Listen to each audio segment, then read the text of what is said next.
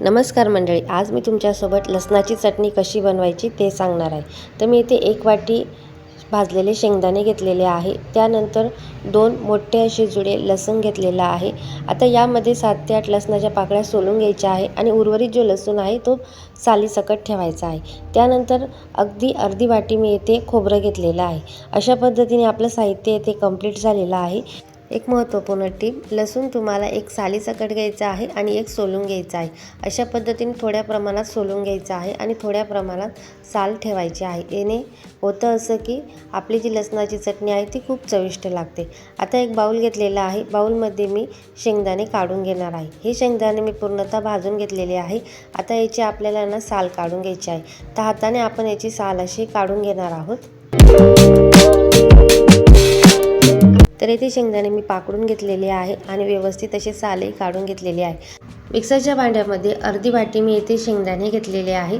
सुरुवातीला आपल्याला शेंगदाणे थोड्या प्रमाणात घ्यायचे आहे। त्यानंतर जो आपण लसूण, त्यानंतर खोबरं आपण साईडला काढून ठेवलेलं होतं, त्या सगळ्या गोष्टी आपल्याला इथे ॲड करायच्या आहे। आता या सगळ्या गोष्टी ॲड केलेल्या आहे आणि उर्वरित अर्धी वाटी शेंगदाणे मी साईडला ठेवलेले आहे। तर याचा आपल्याला शेंगदाण्याचा कूट काढून घ्यायचा आहे। आता यामध्ये ना तुम्ही जेवढ्या प्रमाणात लाल तिखट कमी जास्त तुम्ही करू शकता। तर मी इथे 1 चमचा लाल तिखट घेतलेली आहे आणि चवीपुरतं मीठ घातलेलं आहे। आता या सगळ्या गोष्टी हे मिक्सरला भांडं लावून घेऊया आणि व्यवस्थित पद्धतीने थोडंसं जाडसर आपल्याला हे ठेवायचं आहे। मिक्सर सुरुवातीला बंद चालूमध्ये 4 वेळा फिरवायचा आहे। तर तुम्ही बघू शकता अशा पद्धतीने आपल्याला लसणाची चटणी येथे मिळते। पण आपल्याला ही चटणी ना लगेच आपल्याला अशा पद्धतीने खायची नाही आहे। तर मी सुरुवातीला जो शेंगदाण्याचा कूट साईडला करून ठेवला होता त्याचा काय उपयोग होणार आहे ते पुढे सांगणार आहे। आता तुम्हाला ना एक महत्त्वपूर्ण टिप देणार आहे मित्रांनो, येथे तुम्ही अशाच पद्धतीने जे हे वाटण एका डब्यामध्ये किंवा वरती जरी ठेवलं तर महिनाभर अजिबात खराब होणार नाही। फक्त तुम्हाला एकदा पंख्याची हवा याला द्यायची आहे। आणि ज्यावेळेस तुम्ही वेगवेगळ्या प्रकारच्या भाज्या बनवत असता तर ही 1 चमचा वाटण जर तुम्ही त्या भाजीमध्ये टाकलं तर तुम्हाला शेंगदाण्याचा कूटही लावायची गरज नाही आहे। आता लसणाची चटणी कशा पद्धतीने बनवायची ते सांगते।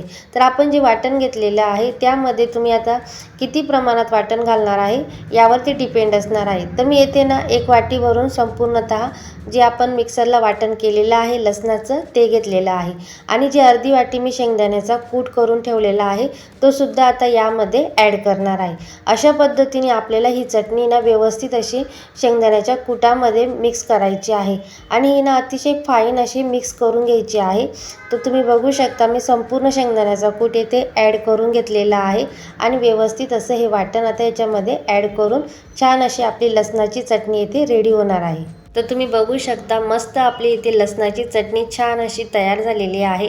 तुम्ही इथे ना हिला एअरटाईट डब्यामध्ये किंवा काचेच्या बरणीमध्ये भरून ठेवू शकतात आणि फ्रीजमध्ये सुद्धा ठेवायची गरज नाही आहे।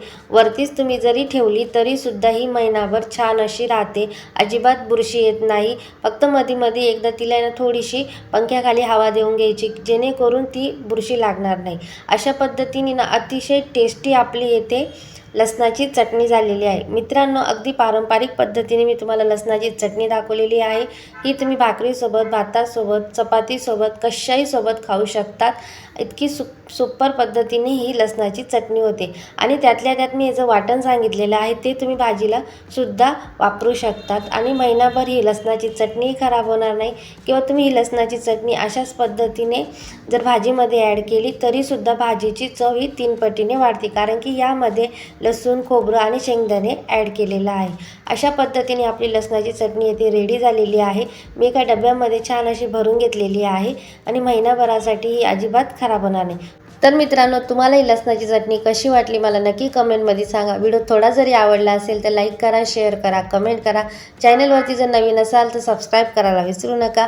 भेटू एका नवीन व्हिडिओमध्ये, तोपर्यंत मस्त राहा, स्वस्त राहा आणि खात राहा। धन्यवाद। रामकृष्ण हरी।